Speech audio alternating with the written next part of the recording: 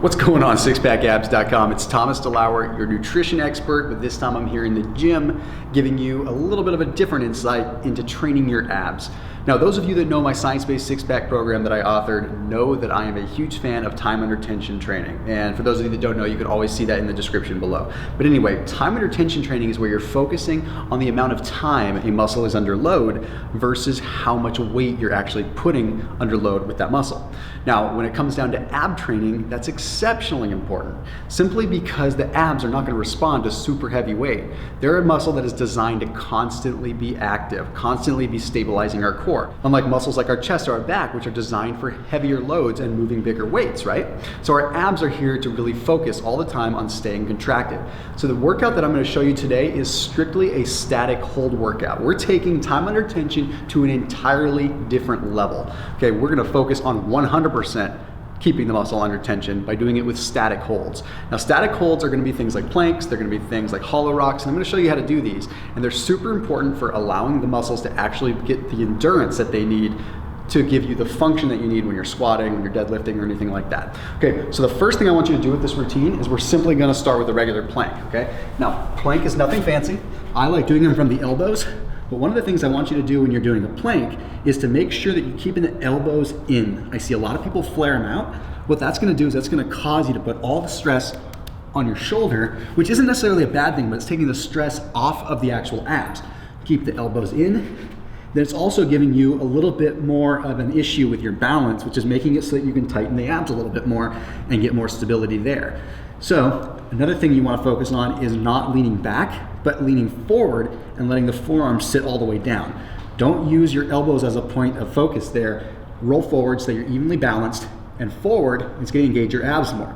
So the static hold is going to use the abs in this case to actually suck in the transverse abdominis and allow the internal and external obliques to activate to keep you from swaying side to side. It's really one of the most well-rounded ab exercises that you can do. I want you to start with simply 30 seconds and work your way up to 1.5 minutes because you're going to do this in a circuit. Once you get done with those, you're going to go right into side plank, okay? Another static hold. All static holds here. We're not doing any crunches or anything like that. See what this is doing? This is single-handedly one of the best exercises that you can do to actually get side-to-side stability within your abs.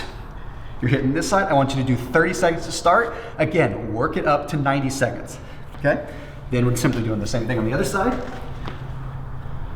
We're gonna go for 30 seconds, working our way up to 90 seconds once again. Look at how that engages the internal and external obliques and even the serratus muscles. It's really, really powerful, okay? Then we're gonna move into the next one, which is what's called a hollow rock. Now let me first tell you, the reason that I discovered doing exercises like this was because I messed up my back. Okay, I messed up my back doing lots of hanging leg raises, which I am okay with, but I was doing them a tad too much and I was bringing my hip flexors into the equation all the time. When you tighten up your hip flexors, it makes it so that it's a lot easier to mess up your back. So what happened with me is the day before I did a ton of hanging leg raises. Activated the hip flexors because I got lazy. I'm the first to admit I got lazy, started swinging my legs a little bit. Then the next day when I was deadlifting, my hamstrings were tight, my hip flexors were tight, and ultimately I ended up messing up my back. So I realized in order to train my abs properly, I needed to start focusing on some more static holds that didn't require me to be moving and hurting my back. Thus came this workout. Okay, so now we're gonna go into what are called hollow rocks. These are brutal, okay? What you wanna make sure you're doing when you're doing a hollow rock is keeping the feet just a few inches off the ground, keeping the elbows slightly bent in like an L or a little bit more of an extended L, okay? And what you don't wanna do is flex your hip flexors forward. You wanna roll your shoulders back, and you literally are holding this position. This is literally what you're doing. Now, some people will say with a hollow rock, you can do a rocking motion. But unless you're seasoned and you know how to activate the abs, don't bother doing that. I just want you to do your hollow rock hold position, and you're gonna do this for, again, 30 seconds, working up to 90 seconds. See, I'm shaking a little bit. I don't care how good you are at doing these, don't exceed 90 seconds when you're doing this routine. It's gonna burn you up a lot. If you start feeling your hip flexors engage, do this.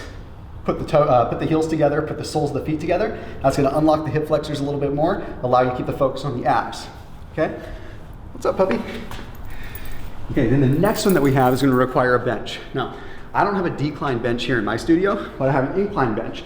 Normally, you'd wanna do this on an decline bench. Let's lean back. So what I'm gonna do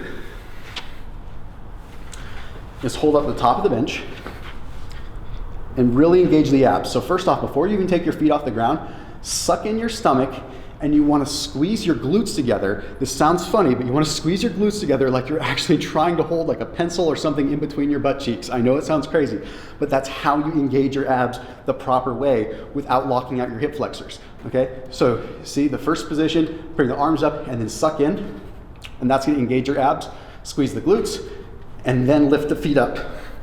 And we're just doing a static hold. This one again, 30 seconds to 90 seconds.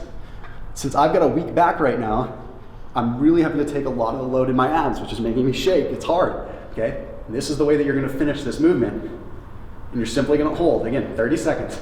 If you start to feel the hip flexors come in, bend the knees a little bit, that's fine. That's a way to modify it. You keep on holding, keep on holding. You're gonna find that it really kicks you into gear. Okay, then lastly, before you go back through the circuit again, I want you to focus on doing some kind of reverse static hold, and that's gonna be a stretch. So now we're gonna go into a cobra position, which is good old-fashioned yoga pose, just to clear out some of the lactic acid that builds up when you're in a static movement.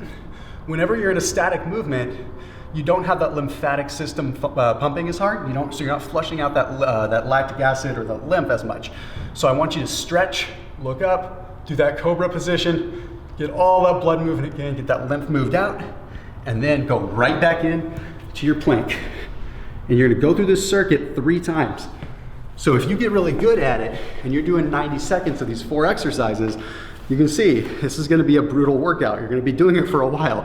It's a serious, serious ab burner that doesn't require a lot of lower back activity. So that's it. Time under tension training for your abs, all the way to the extreme to where you're not even doing a rep. You're doing solid time under tension for a length of time. As always, keep it locked in here on SixPackAbs.com and make sure that you check out the science-based six-pack program for your new year to be the best one yet. I will see you soon.